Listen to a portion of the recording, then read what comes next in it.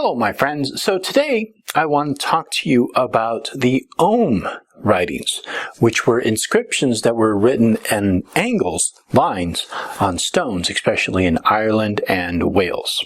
So stick around.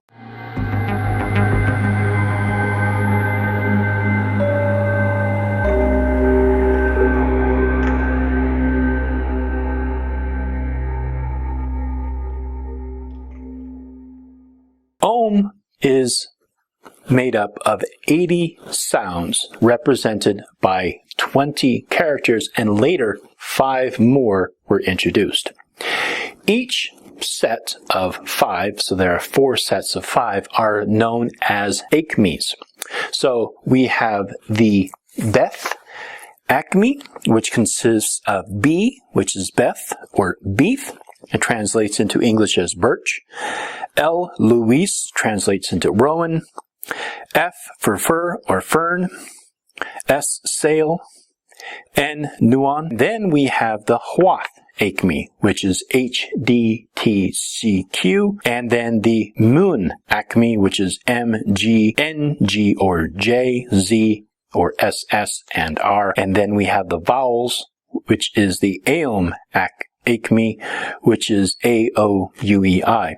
Later, after about the 6th century, 5 more characters were added to it.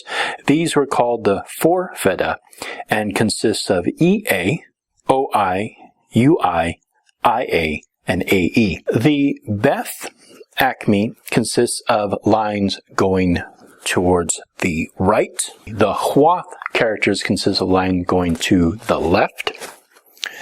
The Moon acme consists of lines that go at an angle, and then the vowels are short lines or sometimes dots to represent those vowels.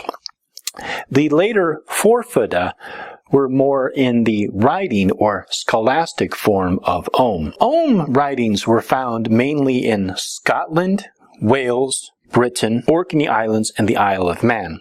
A large concentration of them were found in the southeastern parts of Ireland, Pembrokeshire, Devon, and Cornwall. Most of the Ogham writings were names of people, but they also were in the genitive sense, meaning like we would put an apostrophe S on something saying key, John's keys, or Kathy's car. It's the same thing with the Ogham writings, that all the names that were placed and written on stones were in the genitive sense in Old Irish, meaning that something belonged to someone. So this has led scholars to believe that they were boundary markings, but still there's a lot of questions about exactly what Ogham writings were used for. When writing on stones, this was done between the 3rd and 6th century Common Era.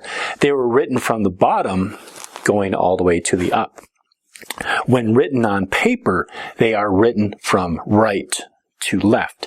This form of writing was known as Scholastic Ogham. Ogham itself was written in Old Archaic Irish and also in Old Welsh. In Britain, there were found to be several markings that were bilingual, meaning that one side was in Brythonic Latin and then the other side was in Archaic Irish. So this is how many scholars were able to translate the Ogham writings. But it is also based upon Roman characters. So there's some question about exactly how the origin of the Ogham writings came about. There are several different theories. One of the theories is that it was invented by the Irish. Another theory is that it was invented by the early Christians. And there's another theory that Ogham writing was invented by the Druids in Cisalpine Gaul, which is on the greater continent of Europe, especially in the northern Italian peninsula. And then lastly, one of the theories is that it was invented in West Wales around the 4th century. Now this is the one that I subscribe to because the way that the Ogham writings are, because they can be translated into both Irish, Old Archaic Irish, and also Brythonic Latin. As for using Ogham writing in your Book of Shadows, it's a bit clumsy, but it could be done again from going from right to left. But I have found that writing this way in a Book of Shadows proves to be rather clumsy later on. You can use this for talismans or amulets. That's one use for it, but I would recommend not using it for that purpose.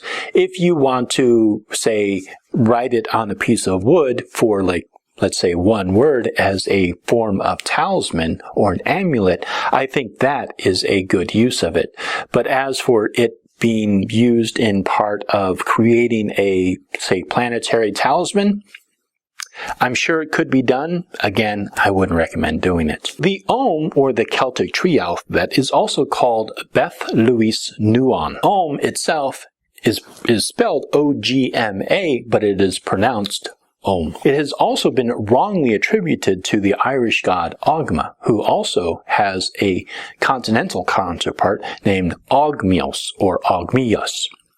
And he is depicted often having a chain from his tongue going from the ears of his followers, or some say his slaves.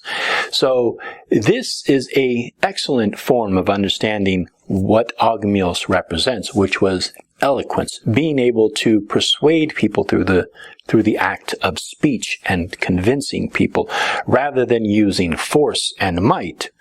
He used his words and eloquence to convince other people to follow him. Ogham itself was used as a writing system between the 3rd and the 6th centuries CE. Some have even postulated that it went all the way up until the 9th century. So you will see different ranges from 3rd century to the 9th century. After about the 6th century, the form of writing went from stone to writings, as, for example, in the Book of Bethluisniun, it was written on paper, again from right to left. I hope you enjoyed this video. My next video will be coming out soon, so thank you so much, and blessed be.